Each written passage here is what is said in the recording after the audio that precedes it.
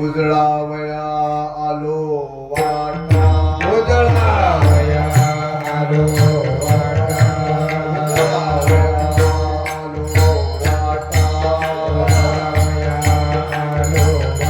वाटा, खरा खोटा निवाडा,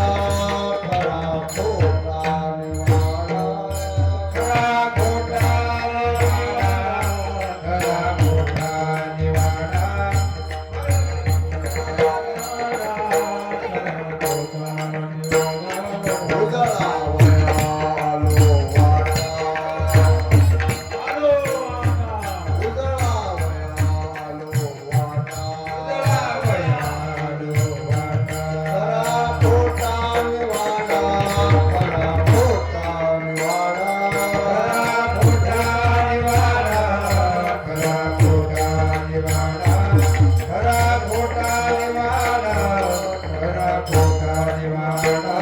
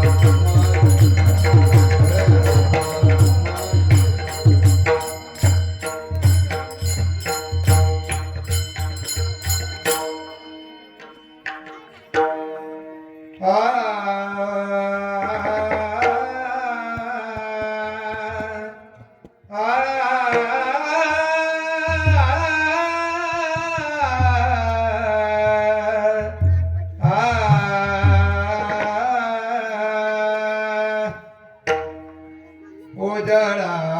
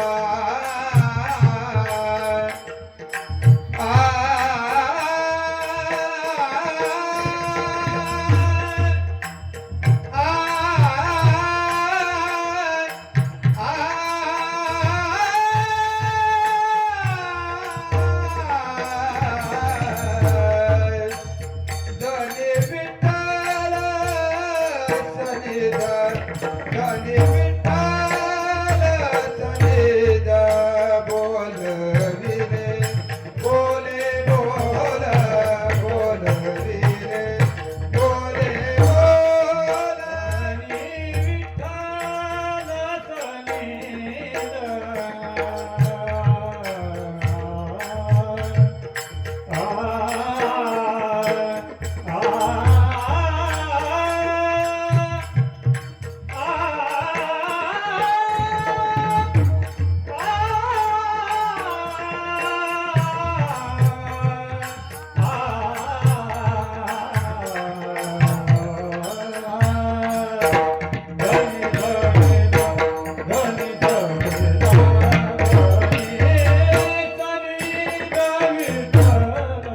धनी विठ्ठल सनिध बोलविले बोले बोल बोलविले बोले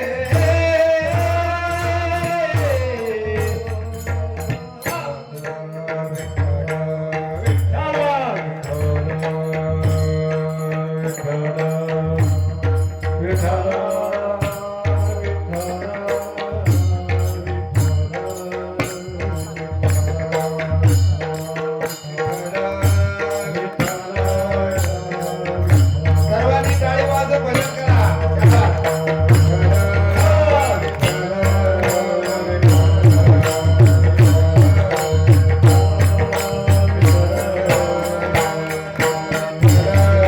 टाळी वाजवा भजन करा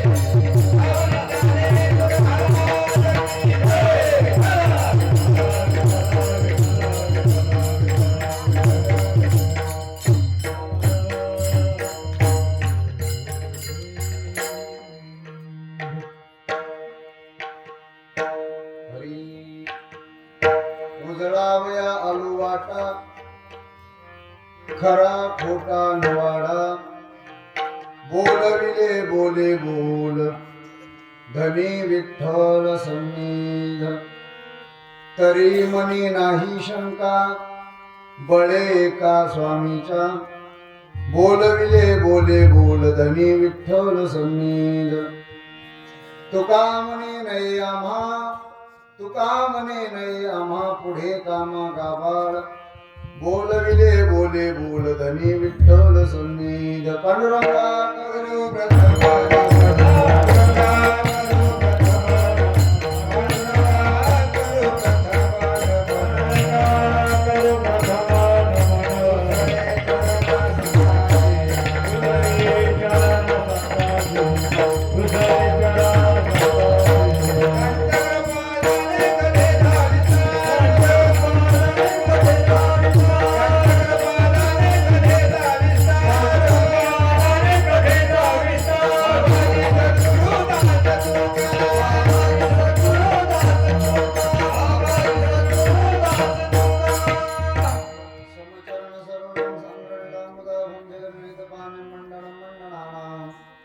तरुण तुलसीमालां कंदरं कंदनेत्रं सदैवलासं विठ्ठलं चिन्तयामि ॐ नमो ज्ञानेश्वराय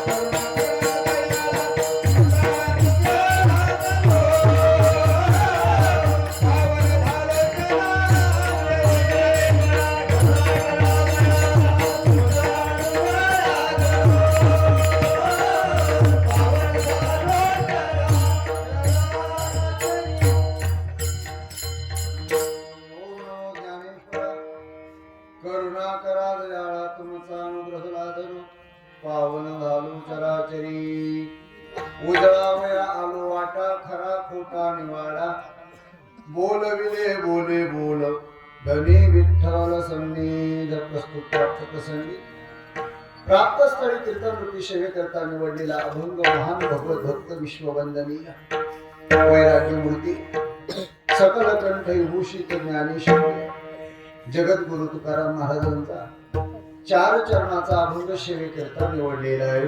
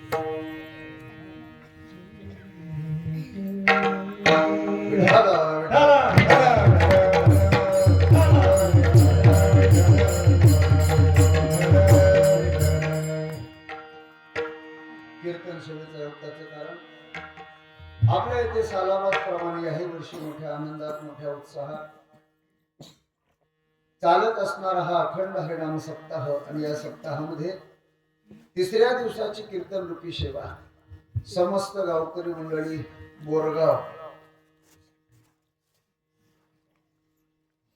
आणि श्री विठ्ठल दिगंबर बाविस्कर यांच्या सौजन्याने ही सेवा माझ्याकडे आली. खऱ्या अर्थानं आजची ही कीर्तन सेवा म्हणजे कैलास बाबा परीक्षाच आहे. परीक्षक पाठीमागे बसलेले त्याचप्रमाणे वारकरी संप्रदायातील थोर महात्म्यांची सेवा ज्यांना लाभली त्यांचे श्री हरिभक्त परायण विठ्ठल महाराज उमरीकर ते या ठिकाणी सेवेला उपस्थित आहेत. सर्वच गावातील ज्येष्ठ श्रेष्ठ मंडळी या ठिकाणी सेवेकरता उपस्थित आहेत. सावखेडेची मंडळी आलेली आहेत. अनेक गावची मंडळी या ठिकाणी आमचे भगवान महाराज शेलार आहेत, कैलास महाराज आहेत, गणेश महाराज खंडाळकर आहेत आदी करून गावकरी टाळकरी मंडळी परिसरातील सर्वांच्या सहकार्याने या ठिकाणी आपल्याला सेवा गोड करायची.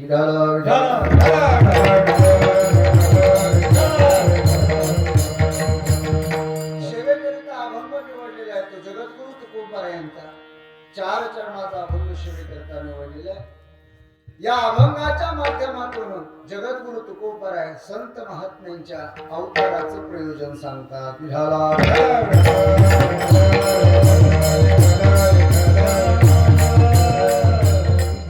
या जगामध्ये संत महात्मे अवतीर्ण होत असताना त्यांच्या अवताराचं नेमकं काय कारण असतं ते तुकोबाराने वर्णन करून सांगितलं. तुकोबारा म्हणतात संत महात्मे या जगामध्ये अवतीर्ण होतात ते 3 कारणासाठी. कोणकोणती कारणे? तुकोबारा म्हणतात एक तर ते कळवळायला येतात, दुसरी गोष्ट संत महात्मे पाजळायला येतात आणि तिसरी गोष्ट आहे ती म्हणजे संत महात्मे उजळायला येतात. खऱ्या अर्थानं जगद्गुरु तुकोबाराने संत महात्म्यांच्या अवताराचे प्रयोजन अनेक ठिकाणी सांगितले, वेगवेगळ्या पद्धतीने सांगितले. वाढावया सुख भक्ती भाव धर्म कुळाचार नाम विठोबाचे. जनमानसामध्ये सर्वसामान्य जीवाला त्या ठिकाणी सुखाची प्राप्ती झाली पाहिजे, सुख वाढलं पाहिजे. वाढावया सुख भक्ती वाढली पाहिजे, भगवंताविषयी अंतःकरणामध्ये भाव वाढला पाहिजे. वाढावया सुख भक्ती भाव आणि धर्म, धर्म देखील वाढला पाहिजे, धर्माचरण वाढलं पाहिजे. कारण सुखाचं जर मूळ काय असेल तर सुखाचं मूळ हे धर्म आहे, लक्षात घ्या. म्हणून शास्त्रकार म्हणतात सुखस्य मूलम धर्मः. सुखाचं मूळ जर काय असेल तर तो म्हणजे धर्म आहे, लक्षात घ्या. तुम्हाला जर तुमच्या जीवनामध्ये जर सुख प्राप्त व्हावं असं वाटत असेल तर मूळ असणारा जो धर्म आहे तो धर्म आपण जोपासला पाहिजे. बरोबर. माझा प्रश्न आहे तुम्हाला, मला सांगा, झाड मोठं व्हावं असं जर वाटत असेल तर झाडाच्या फांद्याला पाणी घातलं पाहिजे, नाही? कुठं घातलं पाहिजे? मुळाला पाणी घातलं पाहिजे, तेव्हा ते झाड मोठं होत असत. तसं जर सुखाची प्राप्ती व्हावी असं वाटत असेल तर सुखाचं मूळ त्या ठिकाणी शोधलं पाहिजे. मग सुखाचं मूळ काय आहे? शास्त्रकारांनी सुखाचं मूळ सांगितलं, म्हणजे सुखस्य मूलम धर्म. हा सुखाचं मूळ हे धर्म आहे, लक्षात घ्या. संत महात्म्यांचा हाच अट्टहास आहे. संत महात्मे म्हणतात जन माणसामध्ये सुख वाढलं पाहिजे, त्याकरता त्यांनी धर्माचरण केलं पाहिजे, आणि धर्माचरण केलं तरच सुखाची प्राप्ती आहे.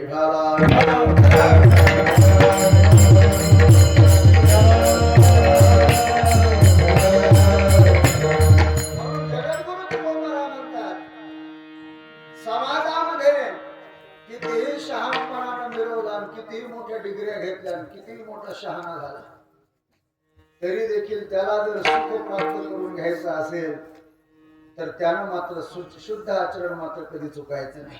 तुकोबारांची स्पष्ट मत. जरी तू झाला चतुर शहाणा, शुद्ध आचरण चुकू नको, शुद्ध आचरण. जरी तू झाला चतुर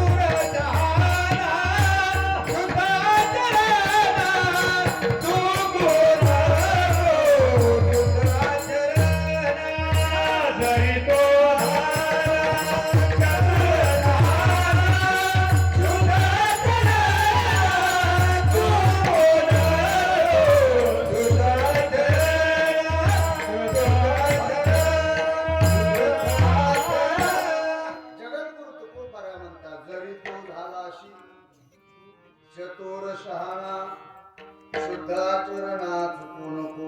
तुकोबारा म्हणतात जरी चतुर झाला तरी देखील शुद्ध आचरण मात्र कधी चुकायचं नाही. कोणतं शुद्ध आचरण आहे? खऱ्या अर्थानं हा जो सप्ताह चालू आहे, या सप्ताहामध्ये सर्वात अग्रेसर जर कोण असतील तर तरुण मंडळी, कारण हा तरुण मंडळींचा सप्ताह आहे. खरं तर त्यांच्यासाठी काढावा. आम्ही रोज फिरतो पण एवढे तरुण काही कीर्तनात पाहायला भेटत नाही. आजकालचे तरुण म्हणजे आणावं लागते धरून, ती व्याख्या झाली, लक्षात घ्या. पण खऱ्या अर्थानं तरुण मंडळींना धन्यवाद द्यावे. अतिशय सुंदर या ठिकाणी नियोजन केले. बरं, नियोजन करत असताना मोठ्यांचा सल्ला घेणं खूप महत्वाचं आहे, आणि त्यांनी सल्ला घेतलेला आहे तो म्हणजे आपल्या भागाचं वैभव नव्हे तर महाराष्ट्रामध्ये काही बोटावर मोजण्यात की काही महात्मे आहेत, त्या महात्म्यांपैकी परमपूज्य आदरणीय गुरुजींचा सल्ला आहे. गुरुजींनी त्यांना सांगितलं, हे बघा, या वर्षी गणेश जयंतीला काला करायचा नाही. पोरं म्हणजे काही अडचण नाही, दुसऱ्या दिवशी अतिशय शुद्ध आचरण आहे. खऱ्या अर्थानं येत वडील जय जय करीती, तया नाम धर्म ठेवी, हेची येर अनुष्ठिती सामान्य सकळ. खऱ्या अर्थानं हा धर्म आचरण पाहिजे. हे आचरण हे अतिशय महत्वाचं आहे, आणि त्या शुद्ध आचरणाप्रमाणे या ठिकाणी वागून सुंदर असं सप्ताहाचं नियोजन, आणि गुरुजींनी सांगितलं त्याप्रमाणे तेच कीर्तनकार आमंत्रित करून त्यांच्याच मुखातून सेवा ऐकायची. अतिशय उदात्त हेतू ठेवून या ठिकाणी सेवा आहे. खऱ्या अर्थानं आपला विषय चाललाय तो जगद्गुरु तुकोबाराय म्हणतात संत महात्म्यांच्या अवताराचे अनेक प्रयोजन आहेत, अनेक कारण आहेत. तुकोबाराने सांगितलं वाढावया सुख भक्ती भाव धर्म मुळाचार नाम विठोबाचे. विठोबाचं त्या ठिकाणी नामचिंतन सर्वांनी घेतलं पाहिजे आणि विठोबाचं नामचिंतन केल्यानं सर्व जीवांचं त्या ठिकाणी कल्याण होणार आहे. त्याकरता संत महात्म्यांचा अट्टहास आहे, संत महात्म्यांचा प्रयत्न आहे.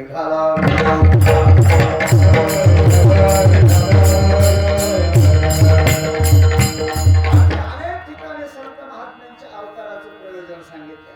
धर्माचे पालन करणे पाखंड खंडन हेच्या मा करणे काम बीज वाढवावे नाम.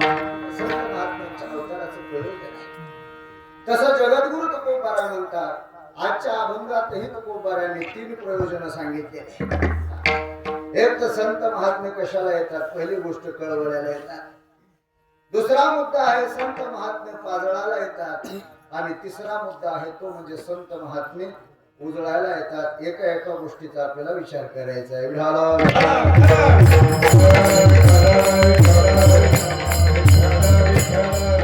संत महात्मे कळवळ्यार्थ आले, कळवळा असल्यामुळे संत महात्मे आले. याच्या करता अनेक प्रमाण आपल्याला संत वाङ्मयामध्ये पाहायला भेटतात. ऐशी कळवळ्याची जाती, ऐशी कळवळ्याची जाती, ऐसी कळवळाची जाती,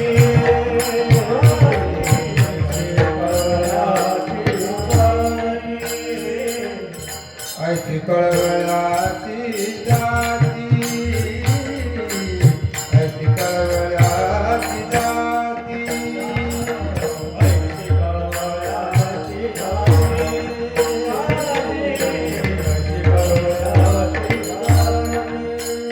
करीला भाविन प्रीती, करीला भाविन प्रीती, ऐसी कळवळाची जाती, ऐसी कळवळाची जाती. हे करीला भाविन प्रीती, करीला भाविन प्रीती, ऐसी कळवळाची जाती, ऐसी कळवळाची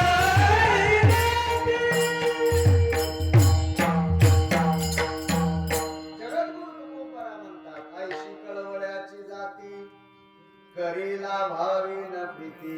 किंवा बुडताही जण नदी कवी डोळा येतो कळवळा म्हणूनिया. किंवा ज्ञानोबा अहिता पासोनी काढिती गीत देवोने वाढविती. नाही गा श्रुती परोती माऊली जगा. सर्वसामान्य जीवाचं अहित कशामध्ये आहे आणि हित कशामध्ये आहे. अहितापासून काढतात आणि हित देऊन वाढवतात. एवढंच नाही तुकोबाराय म्हणतात निळोबारायांचं याच आशयाचं प्रमाण आहे आणि तुकोबारायांचं देखील याच आशयाचं प्रमाण आहे. तुकोबाराय म्हणतात शोधोनिया आले संत हिता जगाचे. हित आणि अहित जगाचं कशामध्ये आहे हे संत महात्म्यांच्या व्यतिरिक्त कोणालाही माहिती नाही. कोणाला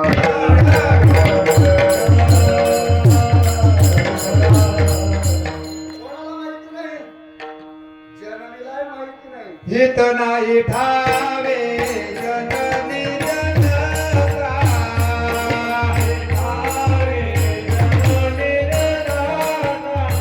हित नाही ठावे जननी जनका, ठावे जननी जनका. नावेला लौकिका चारते,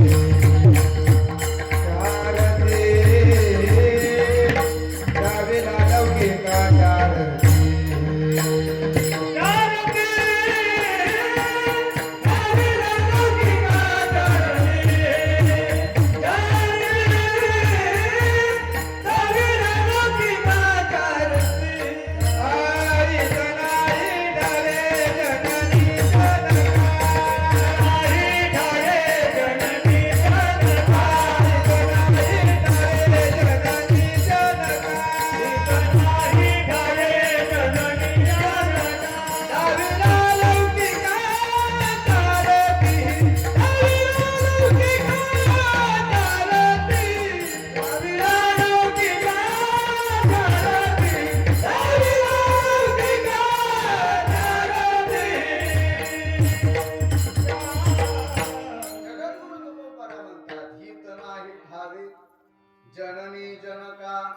डावेला लौकिकाचारती हित नाही ठावे कोणाला आणि जननी आणि जनका. जननी म्हणजे मातेलाही माहिती नाही आणि जनका म्हणजे पित्यालाही हित कळत नाही. मग ते हित कळतं कोणाला? ते हित कळतं संत महात्म्यांना. लक्षात घ्या. म्हणून संत महात्म्यांजवळ जावं आणि संत महात्म्यांच्या हाताला धरावं. येतो हिताचा कळवळा म्हणून काळा. काळाच्या हातामध्ये सापडले गड्या आणि म्हणून संत महात्मा म्हणतात यांना काळाच्या दाढीतून वाचवलं पाहिजे. म्हणून संत महात्म्यांना कळवळा आहे.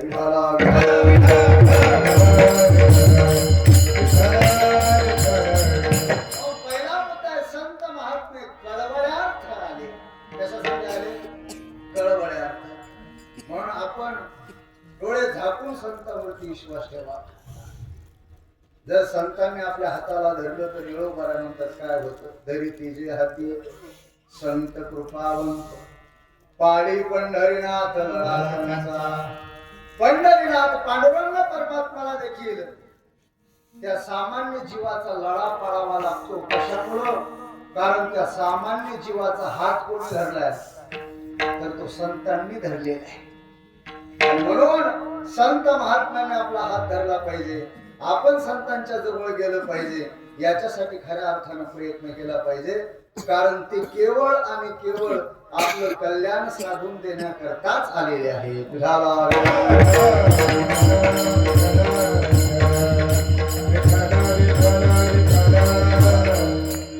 संत महात्मे कळवळे अर्थ आले. याच्याकरता रामायणामध्ये खूप गोड प्रसंग आहे. खूप गोड प्रसंग. भगवान प्रभू श्री रामचंद्र लक्ष्मणजी आणि सीता माता जेव्हा वनवासामध्ये आहेत तेव्हा एक दिवस लक्ष्मण महाराज अनुपस्थित असताना आणि भगवान प्रभू श्री रामचंद्रांना असं वाटलं की आपण सुंदर फुलं त्या ठिकाणी गोळा करावे आणि त्या सुंदर फुलांचा गजरा बनवावा आणि तो गजरा बनवून सीतेला त्या ठिकाणी द्यावा असं प्रभू श्री रामचंद्रांना वाटलं. प्रभू श्री रामचंद्रांनी त्या ठिकाणी फुलं घेतली, फुलांचा गजरा बनवला आणि तो फुलांचा गजरा प्रभू श्री रामचंद्र सीता मातेच्या वेणीवरती त्या ठिकाणी चढवत असताना हे दृश्य काकवेशामध्ये असणाऱ्या जयंतानं पाहिलं. आणि जयंतानं हे दृश्य पाहिल्यानंतर जयंत म्हटलं मी आतापर्यंत असं ऐकलं होतं की जगाचा मालक जगाचा चालक असणारा भगवान प्रभू श्री रामचंद्र वनवासामध्ये आहेत आणि हेच प्रभू आहेत असं मला वाटलं होतं. पण हे कशाचे प्रभू? अरे सामान्य मनुष्य आपल्या स्त्रीची जशी प्रशंसा करतोय त्याचप्रमाणे हा जगाचा मालक म्हणे आणि हा तर एका सामान्य माणसाप्रमाणे एका स्त्रीची प्रशंसा करतोय. हे जयंतानं पाहिलं आणि जयंताला या पाठीमागचं काही रहस्य समजलं नाही. पण खऱ्या अर्थानं शास्त्र मोठ्यांची कृती निम्न जरी असली तरी देखील त्याच्यामध्ये अर्थ मात्र खूप मोठा दडलेला असतो. विठाला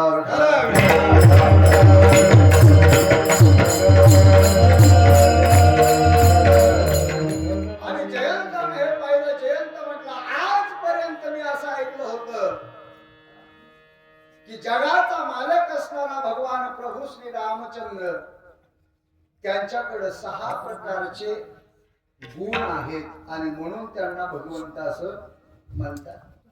ज्ञानोबराय सांगतात ऐका यशश्री अवतार्य ज्ञान वैराग्य ऐश्वर्य हे साही गुणवर्य वसती जेथ म्हणून तू भगवंतू.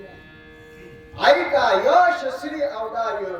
यश नावाचा गुण आहे, श्री नावाचा गुण आहे, औदार्य नावाचा गुण आहे, ज्ञान नावाचा गुण आहे, वैराग्य नावाचा गुण आहे आणि ऐश्वर्य नावाचा गुण आहे.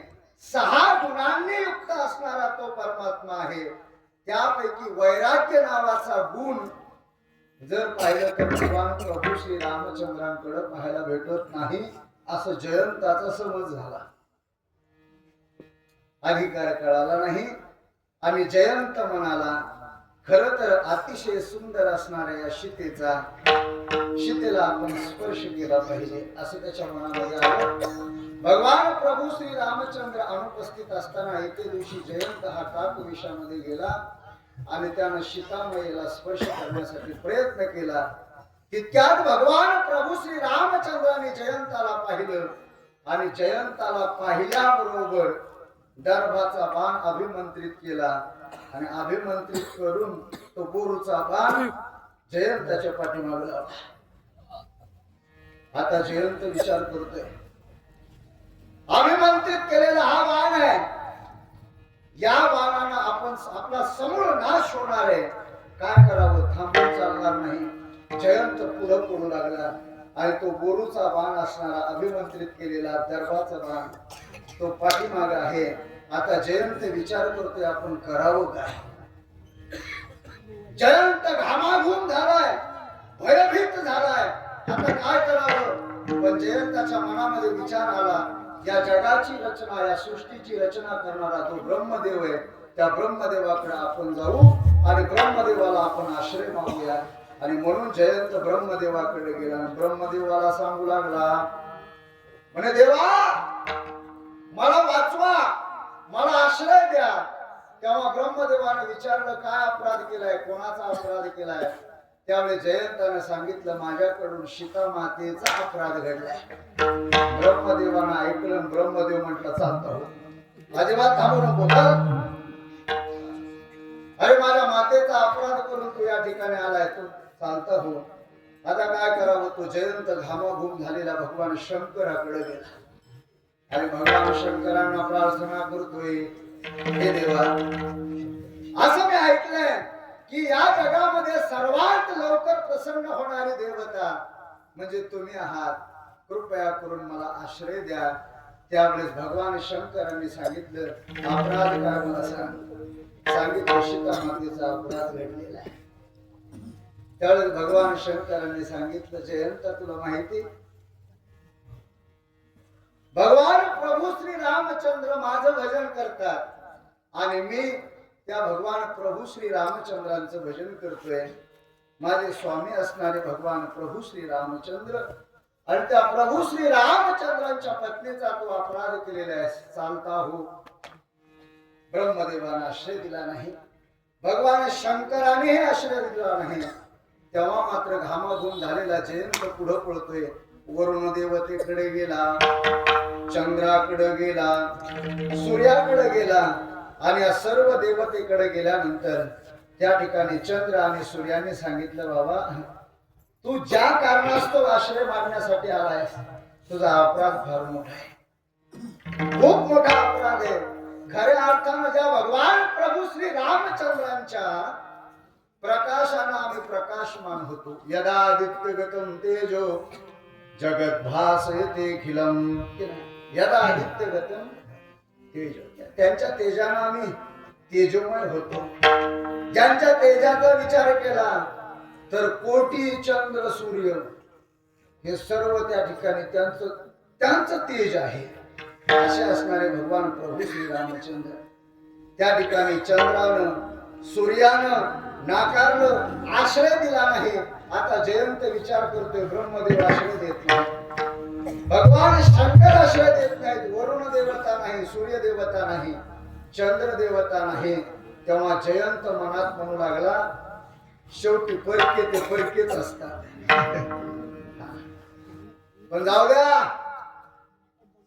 आपण पण काही साधे नाही. आपला बाप देखील कॅबिनेट मध्ये त्याला मंत्री पद आहे. मंत्री नाही, अरे स्वर्गाचा राजा आहे. आणि मग जयंत म्हटला जरी आपल्याला कोणी आश्रय दिला नाही तर आपला बाप तर आपल्याला आश्रय दे. आपण कितीही भ्रष्टाचार केला तरी आपल्याला क्लीन चिट मिळू शकते आपल्या बापाकडून असं त्याचा भास होता. आणि म्हणून असा असलेला तो जयंत म्हटला असू द्या आपल्याकडून चूक झाली परंतु कितीही मोठी चूक असली तरी ती पोटात घालणार कोण, आपला बाप. आणि या आशेनं तो जयंत घामाघूम झालेला कुठे गेला, इंद्राकडे गेला, आणि इंद्राला त्या ठिकाणी म्हणाला पप्पा. हसली का रे तू? तेव्हा पप्पा शब्द नव्हता की नाही. मग काय होता डॅड. मग कोणता होता? बाबा. हा बाबा होता की नाही. बाबा मला वाचवा. त्यावेळेस त्या ठिकाणी इंद्रानं विचारले म्हणे काय नेमका. अरे घामाघूम झालायस, दमछाक होते, नेमकं काय झालं मला सांगशील. त्यावेळेस जयंतानं सांगितलं म्हणे बाबा माझ्याकडून खूप मोठा अपराध घडला.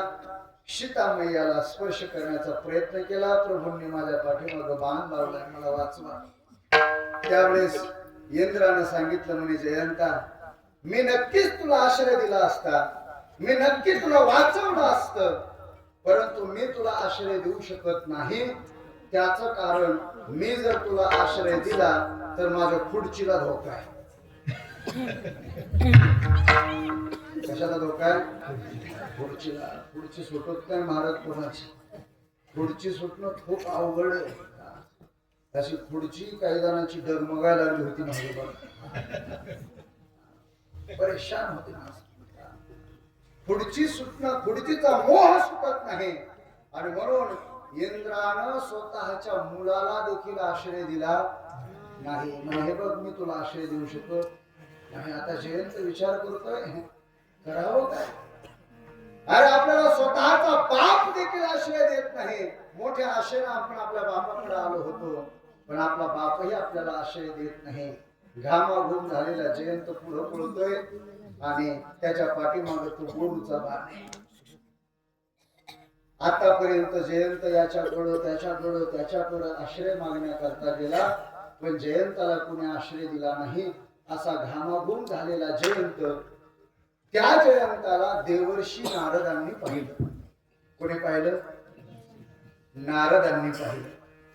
आतापर्यंत जयंत याच्याकडे त्याच्याकडे गेला, पण अशा या जयंताला सुचलं नाही की आपण नारदांकडे जाऊ. त्याला खरं तर समजायला पाहिजे होतं आपला अपराध खूप मोठा आहे, आपण नारदांकडे गेलो पाहिजे, पण त्याच्या ते लक्षात आलं नाही. पण किती कळवळ्यात आलेले संत महात्मे अशा घामाघूम झालेल्या जयंताला नारदांनी पाहिलं. गोस्वामी तुलसीदासजी वर्णन करतात. नारद देखा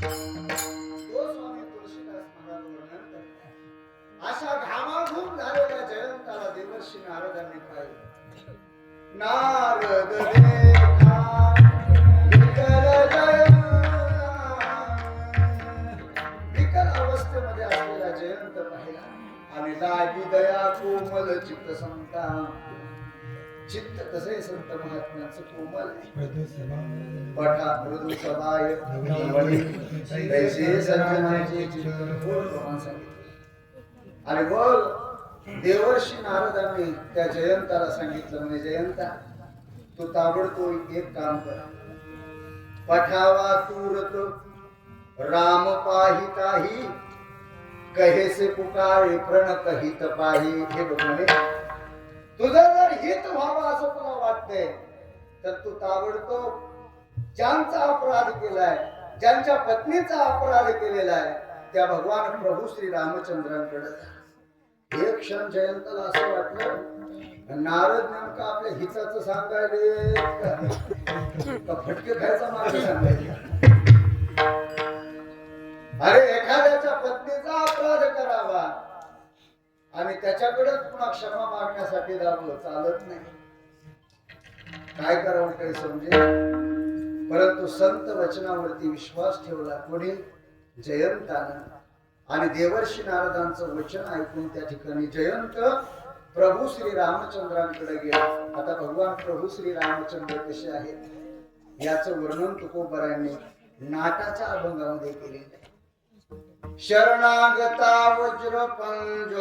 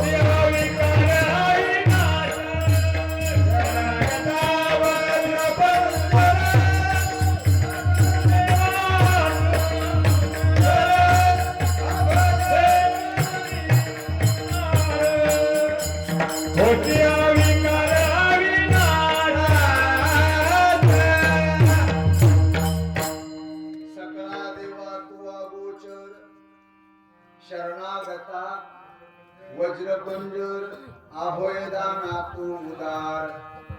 अभय देण्यामध्ये ते उदार आहेत लक्षात घ्या भगवान प्रभू श्री रामचंद्र. आणि म्हणून काक वेशामध्ये गेलेला जयंत त्या जयंताला एकाक्ष करून सोडलं. हे बघ म्हणे तू एका डोळ्याने तुला दिसत एका डोळ्याने तुला दिसन आणि एका दुसरा डोळा आहे तुला पण त्या डोळ्याने तुला दिसणार नाही. त्याला वरही देऊन टाकला. पुढचं मला सांगायचं नाही. भगवान प्रभू श्री रामचंद्र उदार आहे. परंतु भगवान शंकराकडे जयंत गेला, ब्रह्मदेवाकडे गेला, वरुणाकडे गेला, चंद्राकडे गेला, सूर्याकडे गेला, स्वतःचा बाप असणारा इंद्राकडे गेला, पण त्यांनीही आश्रय दिला नाही. हाच प्रसंग जगद्गुरु तुकोबारायांच्या डोळ्यासमोर होता. आणि मग तुकोबारा म्हणतात केले उपकार सागो केले उपकार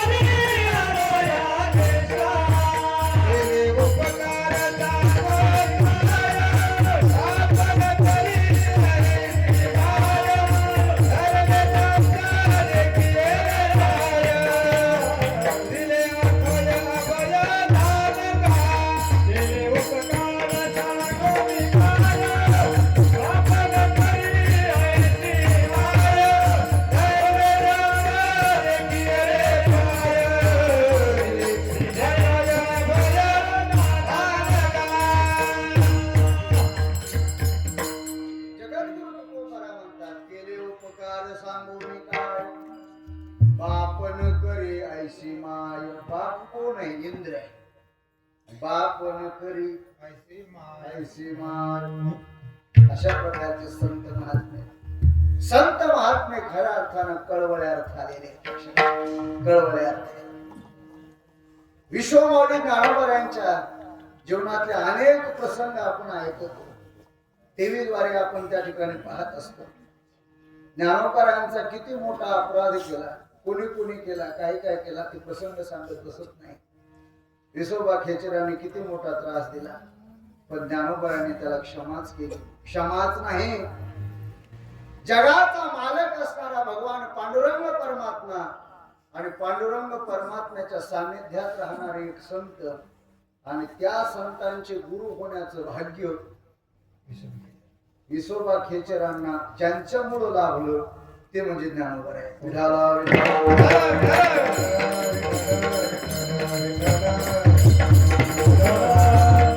असे संत महात्म्यांचा अंतःकरण आहे. पसायदाना जे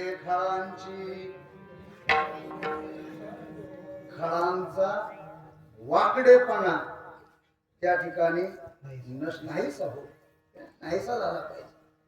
ही खऱ्या अर्थानं विश्वात्मक देवाला ज्ञानोबा केलेली प्रार्थना आहे.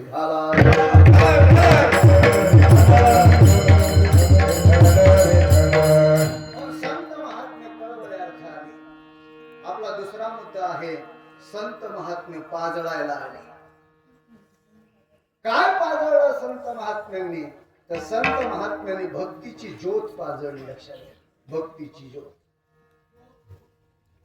या जगामध्ये असं हरिभजन केलं संत महात्म्यांनी की या हरिभजनानं जग धरून टाकलं. हरिभजनी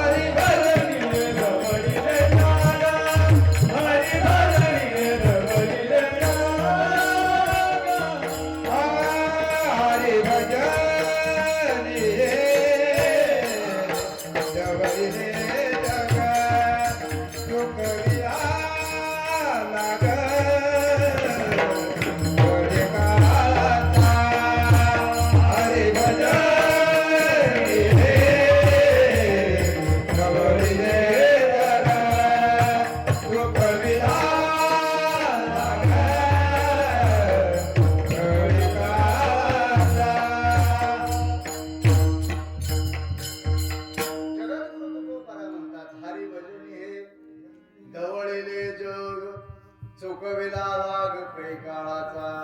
पंढरपूर पासून ते हिमालयापर्यंत,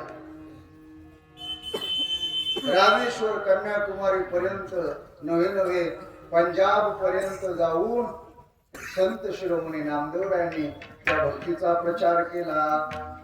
भक्तीची ज्योत पाजळली. लक्षात घ्या, भक्तीतलं खऱ्या अर्थानं वर्म संत महात्म्याने आपल्याला सांगितलं.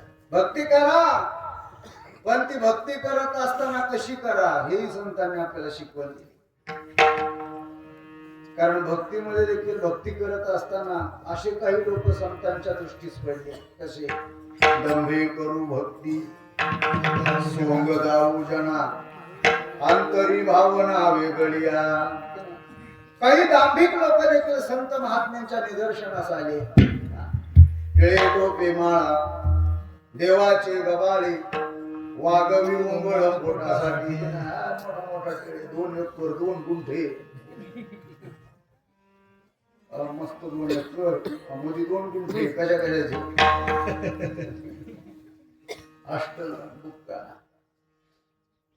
हे बहिरंग लक्षण आहे मान्य तेही लक्षण अंगीकार करावी ती असावी परंतु तसं वागावं लक्षात घ्या तसं वागलं तर किंमत आहे तरच देवापाशी न्याय आहे नाही तर कितीही मोठे टिळे लावले तरी ते काही कामाचे नाही तुकोबारा म्हणतात टिळे टोपी माळा देवाची गबाळी वागवी मुंगळ पोटासाठी हे कामाचं नाही विठाला विठाला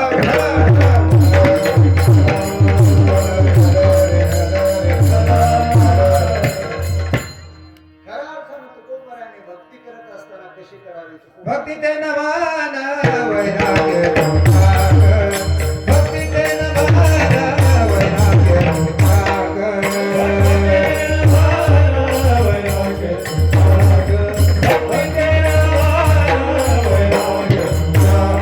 त्याग भक्ती ते नमान वैराग्य त्याग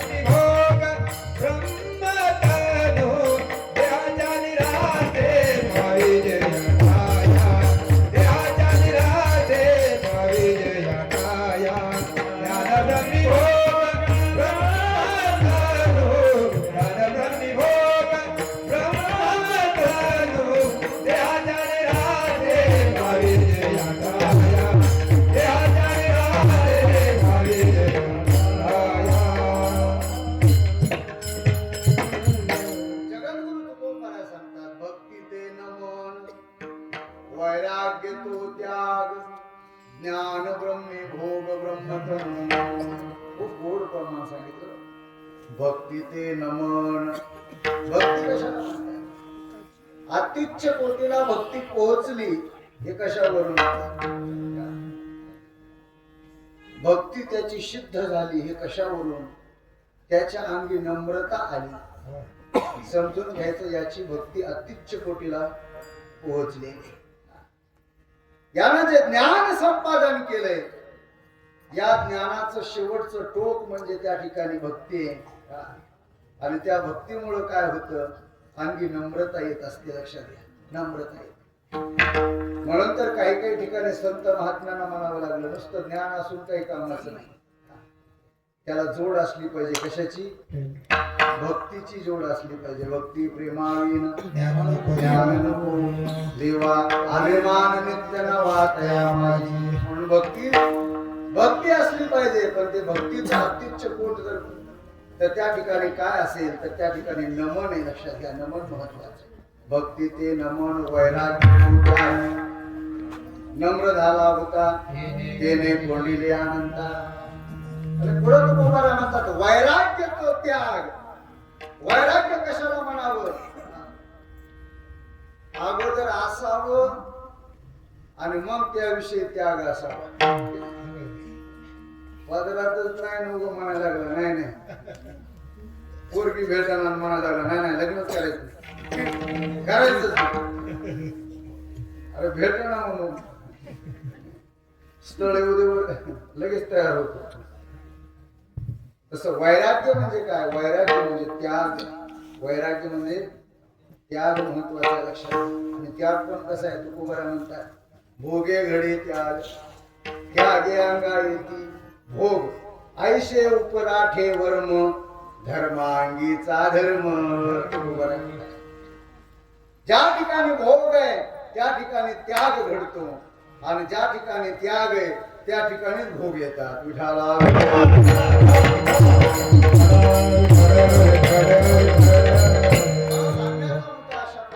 संत महात्म्याने आपल्याला भक्ती ते नमन वैराग्य तो त्याग ज्ञान ब्रह्मे भोग ब्रह्मतन हे संत महात्म्याने भक्तीची ज्योत पाजली भक्तीची ज्योत तुम्हाला आम्हाला काय माहिती होतं लक्षात पण संतांनी सांगितलं हे बघा काही नित्यने मावीन अन्न खाय पुष्मान वाया मनुष्य पण आहे तो वृषभ भक्तीतला श्रेष्ठ आचार त्या ठिकाणी संत महात्म्याने आपल्याला सांगून दिला.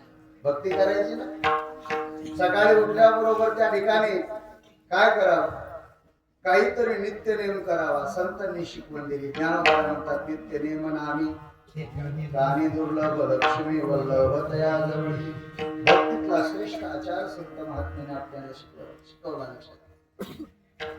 काहीतरी जीवनामध्ये नित्यनेम असावा. जर तो नित्यनेम आपण केला तर नक्कीच आपलं जीवन उज्ज्वल झाल्याशिवाय राहत नाही. आपलं जीवन त्या ठिकाणी कृतार्थ झाल्याशिवाय राहत नाही. म्हणून संत महात्म्याने काहीतरी नियम करा म्हणून सांगितले. काहीतरी नियम नसेल तर तो कसा आहे, तो कोबारा म्हणतात, त्याच्यात आणि कुत्र्यात काहीच बदल नाही, काहीच फरक नाही. बघा तुम्ही, कुत्र रात्रीच्या टायमिंगला आपण घराचा दरवाजा लावत असताना ते कुत्र दारात बसलेलं असतं. कुठं बसलेलं असतं? दारात बसलेलं असतं. आणि जेव्हा आपण सकाळ झाल्यानंतर दरवाजा उघडतो, उघडलं तरी कुत्र ते तिथंच बसलेलं असतं. दरवाजा उघडलं की ते कुत्र उठतं आणि उठल्यानंतर काय हलवतं, ते शेपटी हलवतं. बघा त्याची शेपटी कशी, वाकडी. एक जण म्हणला ती वाकडी शेपटी सरळ करायची. म्हणून त्यानं गणेश भाऊ 6 महिने ते कुत्र्याची शेपटी, त्या शेपटीला अशी सरळ नळीमध्ये हे केली, 6 महिने ठेवली. 6 महिन्यानंतर त्याला असं वाटलं की आता तरी कुत्र्याची शेपूट सरळ झाली असेल, आता नळी आपण बाजूला करू. आणि म्हणून तांबे साहेब त्याने ती नळी की नाही काढली बुवा. पुन्हा नळी काढल्यानंतर त्याला दिसलं तर काय, पुन्हा वाकड्याला वाकडीच. शास्त्रकार म्हणतात नलिकागतम कुटिलम न भवति सरलम शून तुच्छम तद्वत् खलजन बोधितम नैव याति माधुर्यम. खापरा परेस काय करी, खापरा परेस काय करी, खापरा परेस काय करी. करुण करिता नये सोनाचे ते पुत्र, सरळ करिता नये सोनाचे ते पुत्र. खापरा परेस काय करी, खापरा परेस काय करी, खापरा परेस काय करी. कुत्र्याची शेपटी सरळ करायला गेलो तरी ती सरळ होत नाही. तो कोबाराने दृष्टांत दिला. खापरा परीस काय करी, करिता नव्हे श्वानाचे हे कंस. वा, खापरा परीस काय करी. खापराला परीस काय करणार आहे. परीस जो आहे तो लोखंडाला लावला तर सोनं होईल, पण तो परीस खापराला कितीही लावला तरी देखील काही उपयोग होणार नाही. तसं खळाला कितीही उपदेश केला तरी देखील त्याची बुद्धी चाळ्यावर येत नाही.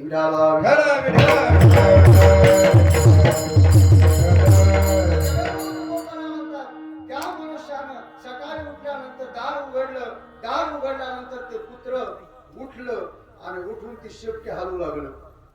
काय, कुत्र शेपटी हलू लागलं. मालकाला असं वाटलं नक्की त्याला भूक लागली असली पाहिजे. मग मालकानं दात घासता घासता दुलडी मधली पोळी घेतली आणि कुत्र्याला अशी समोर टाकली. पण ते कुत्र किती हुशार होतं बघा. ते कुत्र म्हणलं मालक, अहो तुम्ही मला भाकर टाकताय, हा, परंतु मी आणखी माझा ब्रश करण्याचा बाकी. कोण म्हणलं? कुत्र म्हणलं. म्हणते तुमच्या घरचं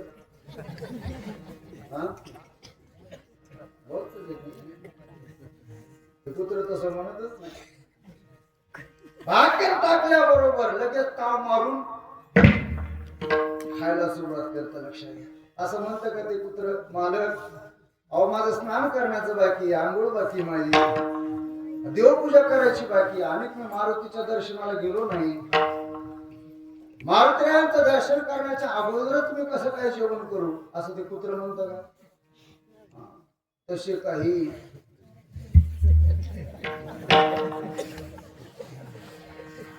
देवाचं दर्शन करायच्या अगोदरच, काही नित्यनेम करायच्या अगोदरच सुरू करतात. त्यांना काय म्हणावं? पुसनाई पायाच्या मनुष्य परी कुतरी, मनुष्य परी कुतरी, मनुष्य परी कुतरी.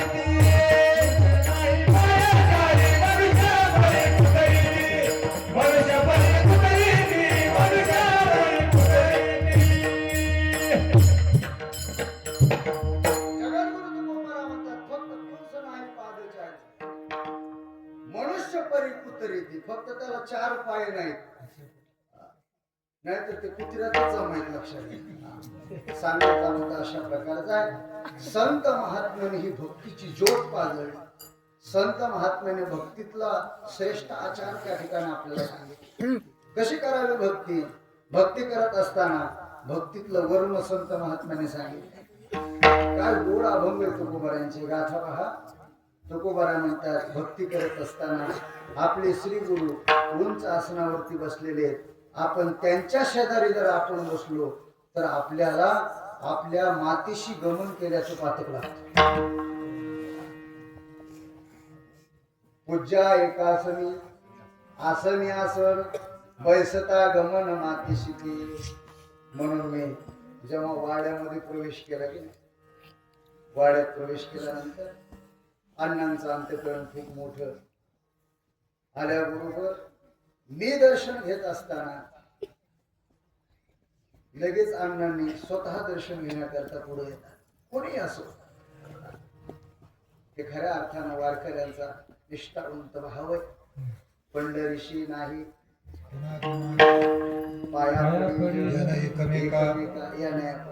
आणि जेव्हा अण्णा ज्या आसनावरती बसतात त्याच आसनावरती बसण्याचा मला आग्रह केला. पण आग्रह केल्यानंतर मी त्या आसनावरती बसलो नाही. त्याचं कारण काय. त्याचं कारण मला तुकोबारायांचा अभंग माझ्या डोळ्यासमोर होता म्हणून मी त्या आसनावर बसलो नाही. का. त्याचं कारण तुकोबारा म्हणतात पूज्य व्यक्ती ज्या आसनावरती बसलेले त्या आसनावरती आपण कधी बसायचं नाही. लक्षात घ्या, कधी नाही बसायचं. बैसता गमन मातीशी ते भक्तीतला श्रेष्ठ आचार. आणि म्हणून स्वतंत्र असेल आपण चटेवर बसलो आणि गुरुवर्य देखील त्या चटेवर बसलेले असतील तर मातीशी गमन केल्याचं पातक लागतं. काही लोक काही समजत नाही. आज मी पाहतो मुरुडेश्वर अण्णाकडे भेटायला गेल्यानंतर अण्णा ज्या आसनावरती बसले विशाल तिथं अण्णाला जाऊन चिटकून बसते. हा भक्तीतला श्रेष्ठ आचार त्या ठिकाणी समजला पाहिजे. पण संत महात्म्याने खऱ्या अर्थानं गाथ्याच्या रूपानं ज्ञानेश्वरीच्या रूपानं संत महात्म्याने आपल्याला ही भक्तीची ज्योत सांगितली. भक्ती करा पण करत असताना कशी करा. डोळच करा. डोळे उघडून त्या ठिकाणी भक्ती करा. असे प्रमाणे पण ते प्रमाण मला आज आठवत नाही. का आठवत नाही त्याचं कारणही तुम्हाला माहिती असेल.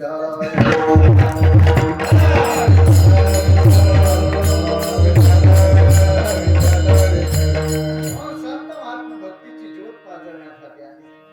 आणि तिसरा मुद्दा आहे संत महात्मे कळवळायला आले, संत महात्मे पाजळायला आले आणि संत महात्मे उजळायला आले. तेच तुकोबार आहे अभंगाच्या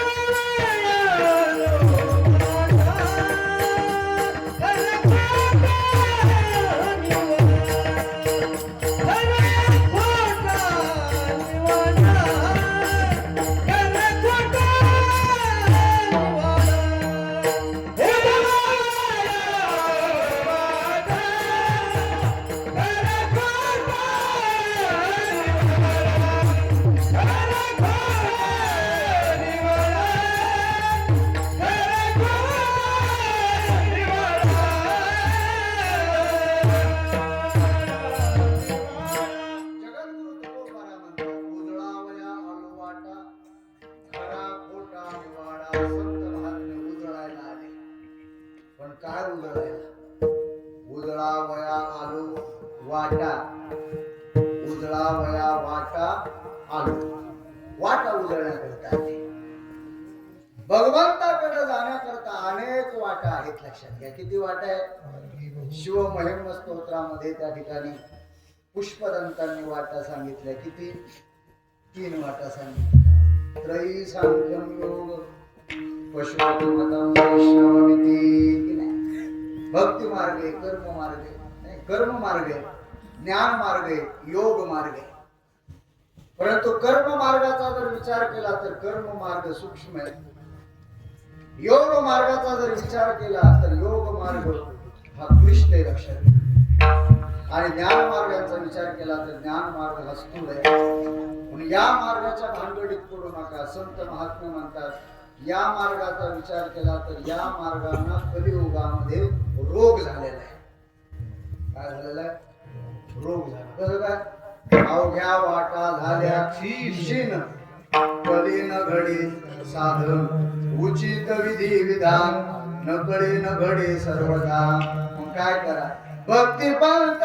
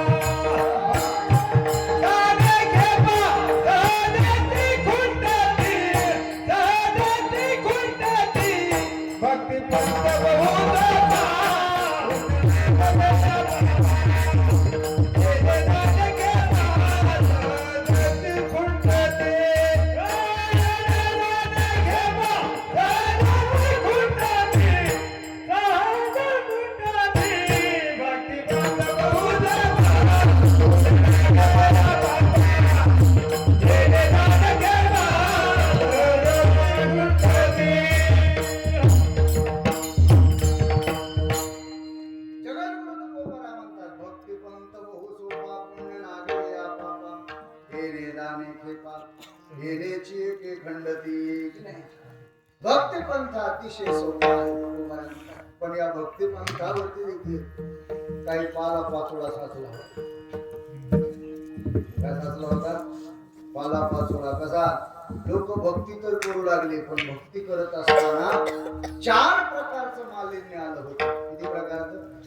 4 प्रकारचं. भक्ती तर करायला लागली पण पापयुक्त भक्ती करू लागली. भक्ती तर करायले पण दंभयुक्त करू लागली. भक्ती तर करताय पण भक्ती करत असताना त्या भक्तीमध्ये व्यभिचार आहे. भक्ती तर करताय पण भक्ती करत असताना कामना ठेवून भक्ती करायला. आणि म्हणून संत महात्मा म्हटले हा जो कचरा साचलेला आहे तो बाजूला ठेवला. झाडो संतांचे मार्ग आडराणी भरले, उच्चिष्टाचा भाग शेष उरला तो शिव. म्हणून तो काळा पाचोळा जो आहे तो म्हणजे भक्ती करतायत पण पापयुक्त, भक्ती करतायत पण दंभयुक्त, भक्ती करतायत पण कोणत्याही प्रकारची कामना ठेवून. जर कामना ठेवून जर मला काहीतरी मिळावं अशी इच्छा ठेवून जर भक्ती केली तर ती कधीच भगवान पद्मनाभ परमात्मा तो कधी पावन होत नाही. कामनेच्या त्यागी भजनाचा लाभ झाला पद्मनाभ शिवारुणी. कामनेचा त्याग करावा लागतो तेव्हा त्या ठिकाणी भक्ती घडत असते, अन्यथा भक्ती घडत नाही. भक्ती करायची पण भक्ती करत असताना व्यभिचार असता कामा. भक्ती करायची, तुझं दास्य करायचंय तर तुलाच आम्ही मागणार, त्याच्यामध्ये व्यभिचार नाही. तुझे दास्य करू आणि का मागू खावया, एक झाले जुने माझे पंढरीला कर असं माझे जीवन. अशा प्रकारची भक्ती असली पाहिजे. संत महात्मे म्हणले 4 प्रकारचं मालिन्य आलं होतं, ते मालिन्य बाजूला करण्याकरता संत आले. उजळा वया आलो वाटा आणि खरा खोटा निवाडा, खऱ्याचा आणि खोट्याचा निवाडा करण्याकरता संत आले. खऱ्या अर्थाने 4 प्रकारचं त्या ठिकाणी आपल्याला कृती करता येते, प्रकार करता येतात. खोट्यात खोटा जर पाहिला तर खोट्यात खोटा हा संसार आहे. खोट्यात खोटा काय आहे? संसार आहे. एका जनार्दनी संसार हा खोटा, हरी स्मरण करा मग कधी नये तोटा. नाथ महाराज म्हणतात एका जनार्दनी संसार हा खोटा. संसार कसा आहे? खोटा, लटिका, व्यवहार सर्व हा संसार. काय नाव बोलायला देखील संसार हा खोटा आहे. खोट्यात खोटा संसार आहे. पुरव काय खोट्यात खोटा काय खोट्यात खोटा संसार करायचं तुम्हाला फोटो काढून घ्यायला नाही म्हणाले बघून मला खोट्यात खोटा संसार. मग खोट्यात खरा काय हा देह कसा आहे खरा आहे का खोटा आहे खरा आहे?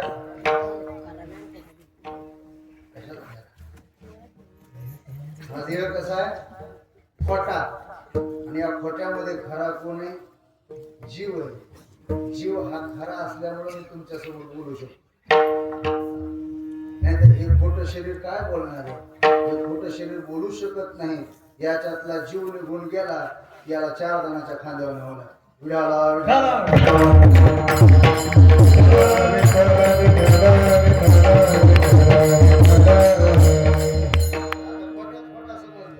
खोट्यात खरा समजलं. आता खऱ्यात खोटी कोण बायको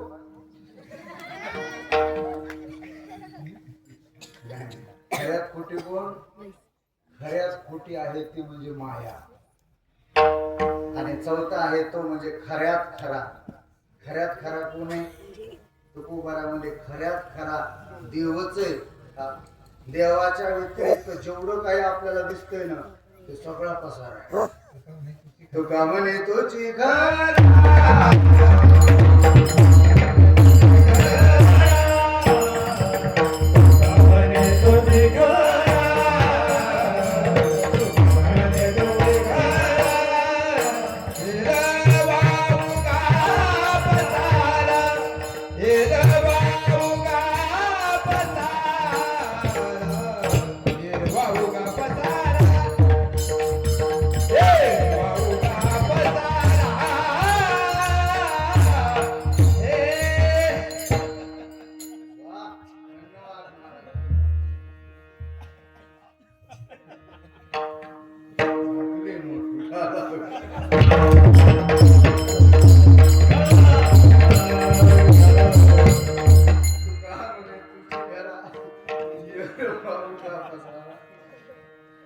माझ्या लक्षात नाही तुमच्या तू का म्हणे तुझी खरा ये रे भाऊ का पसारा सगळा पसाराच खरा भगवान परमात्मा खरा खोटा निवाडा खऱ्याचा खोटाचा निवाडा कमा करता सुनता आले तुकोबारा नाही का साधा का नाही विचारलं का हो तुकोबारा खऱ्याचा आणि खोटाचा निवाडा करण्याकरता तुम्हाला काय बोलावं लागेल मग तुम्ही कसं बोलणार तुकोबारा अभंगाच्या दुसऱ्या चरणात बोलविले बोले बोला बोलविले बोले बोला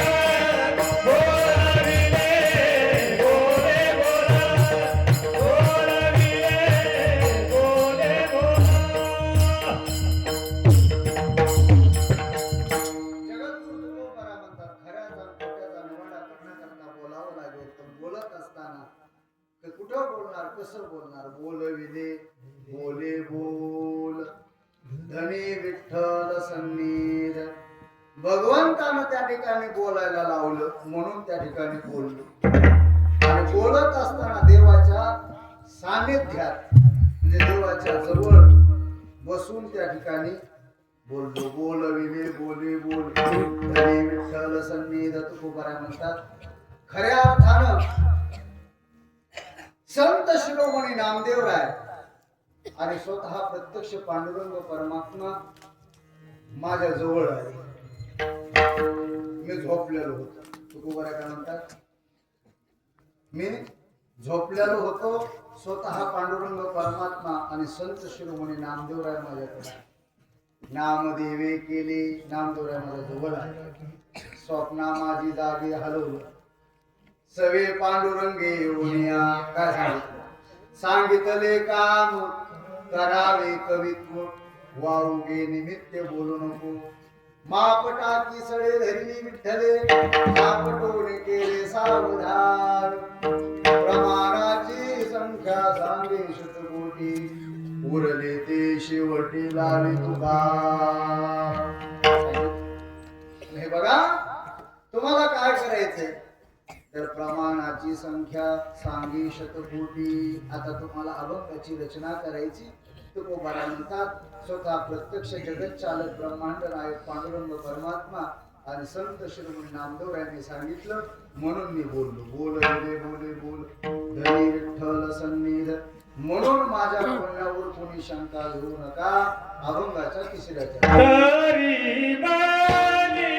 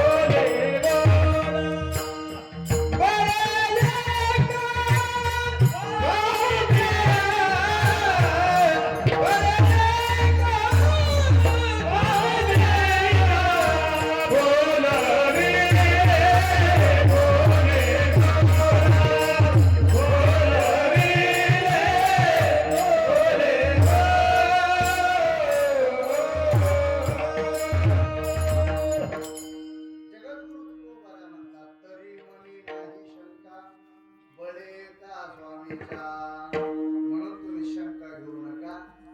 बळे का स्वामीच्या मी बोललो, पण स्वामीच्या बळाने मी त्या ठिकाणी बोललो. साळुंकी बोलते, पण साळुंकी बोलत असताना साळुंकी मंजुळ बोलत असे वाणी. कशी कविता धनी वेगळाची या न्यायाप्रमाणे तुकोबारा म्हणतात तरी म्हणे नाही शंका बळे का स्वामीच्या. बोलविले बोले बोल धनी विठ्ठल सन्निध. विठोबार कुमारी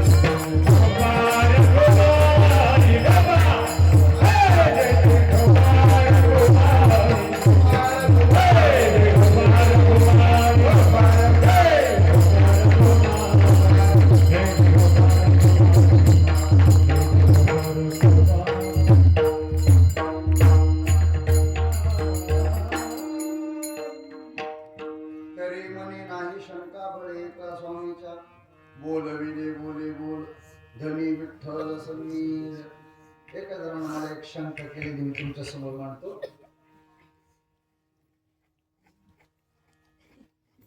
माझे गुरुवरी असणारे परमपूज्य आदरणीय महामंडलेश्वर स्वामी मनीषानंद गुरुजी महाराज मानवतकर स्वामीजी माझ्या कीर्तनाला उपस्थित होते. स्वामीजींचं वर्णन केलं, कीर्तन झालं आणि कीर्तन झाल्याच्या नंतर एक स्वामीजींचा एक निकटचा जवळचा भक्त होता. त्यानं मला त्या ठिकाणी प्रश्न केला, म्हणा अहो महाराज, गुरुविषयी तुमच्या अंतःकरणामध्ये एवढा आदर आहे, एवढा आदर असूनही तुम्ही कीर्तनामध्ये खुशाल तुमच्या गळ्यामध्ये हार घालून घेतला. मग तो हार गुरूंना त्या ठिकाणी घालायला पाहिजे,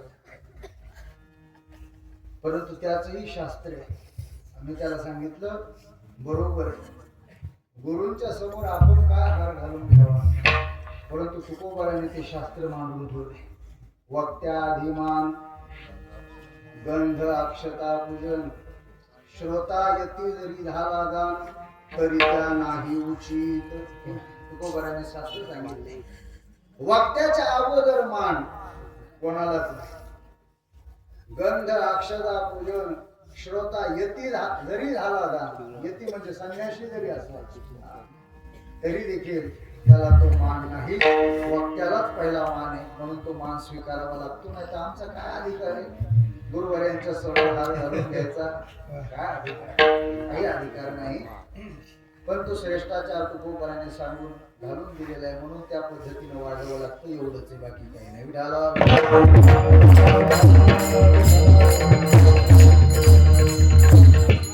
तरी म्हणे नाही शंका बळे का स्वामीच्या बोलविले बोले बोल धनी विठ्ठल सन्निध.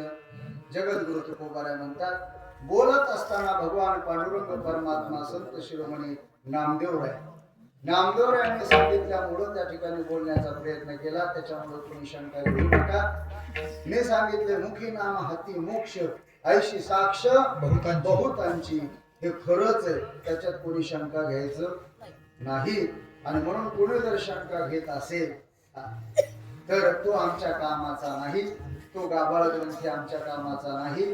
कारण संत महात्म्यांनी आम्हाला साध्य सांगितलं आणि साध्य सांगत असताना अगोदर साधन सांगितलं. म्हणजे साध्य साधन या सर्व गोष्टींचा त्या ठिकाणी मेळ घालून दिला. जर कोणी साध्य आणि साधन शून्य बोलत असेल आणि असा जर कोणी गाभाळ ग्रंथी असेल तर तो आमच्या काही कामाचा नाही. अभंगाच्या शेवटच्या तुका म्हणे नाही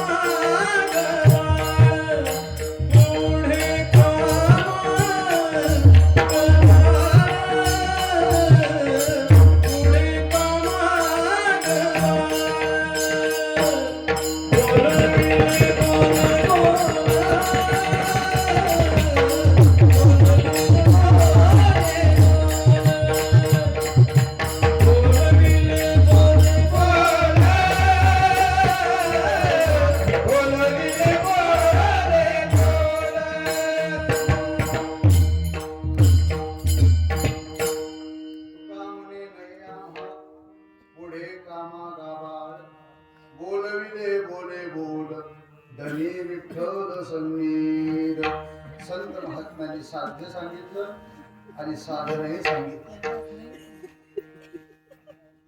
गुरुवर्य वैकुंठवासी विठ्ठल बाबा भुले बाबा असं सांगायचे, बोलत असताना अगोदर साधन सांगावं आणि साध्य सांगावं. साध्य समजलं पाहिजे, नाही तर साध्यही कळणार साधनही कळणार. मग भाषा असायची बाबांची काय, येडीला सासरे सारखं माहेरही सारखं. सासर काय माहेर काय याचा फरक कळायला पाहिजे. तसं काही लोकांना साधनही कळत नाही, साध्यही कळत नाही. पण आमच्या संत महात्म्यांचा विचार केला तर संत महात्म्यांनी आम्हाला साधन सांगितलं आणि साध्यही सांगितलं. जर एखादा साध्य साधन शून्य बोलत असेल तर तुकोबाराय म्हणतात, पुढे कामा गावा बोलविले बोली बोल धनी विठ्ठल सन्नी. जगद्गुरु तुकोबारायांचा अभंग बोलून त्या अभंगावरती यथामती थोडक्यात चिंतन करण्याचा प्रयत्न केला. खऱ्या अर्थानं आजचं कीर्तन म्हणजे आजच नाही, बोरगावचं कीर्तन असेल, नांदऱ्याचं असेल किंवा चिंचवण वडातलं असेल, जिथं जिथं त्या ठिकाणी गुरुजी असतील, अण्णा असतील अथवा नसतील, तरी देखील अण्णांनी असे श्रोते तयार केलेले की तिथं कीर्तन करत असताना परीक्षा म्हणूनच कीर्तन करावं लागतं, परीक्षा म्हणूनच करावं लागतं. आणि म्हणूनच या ठिकाणी कोटनांदरीचे आमचे निकम सर शिल्लोडवरून इथं आले. का त्यांना माहिती इथलं कीर्तन म्हणजे परीक्षेचं कीर्तन आहे, त्याच्यामुळे आपल्याला काहीतरी दोन शब्द चांगले ऐकायला भेटतील. म्हणून या ठिकाणी आले. सर्वच गुणीजन महाराज मंडळ या ठिकाणी उपस्थित आहेत, त्यामध्ये गुरुवर्य अण्णा, त्याचप्रमाणे आमचे परमपूज्य आदरणीय विठ्ठल महाराज उमरीकर, आमच्याच परभणी जिल्ह्यात भेटले, आमच्या गावकरी भेटले. तसं मानता येणार नाही, पुन्हा इकडलं मतदान आधार झालेली सेवा बघून त्याच्या चरणी समर्पित करून सेवेला याच ठिकाणी पूर्ण ज्ञानेश्वर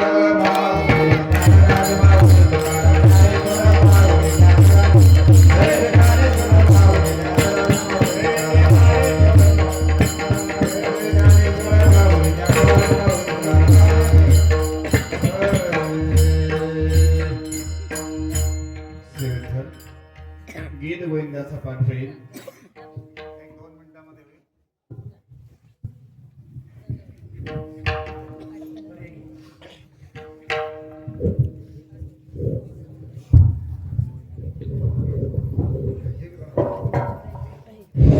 श्री विठ्ठल गीत गोविंद म्हणजे हे फक्त वृंदावनला ऐकायला मिळतं, ते सामान्य नाही.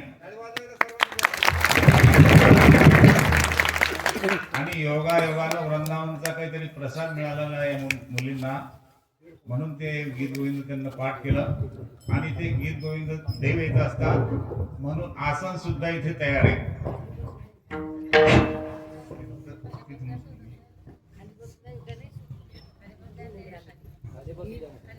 खाली बसून ना.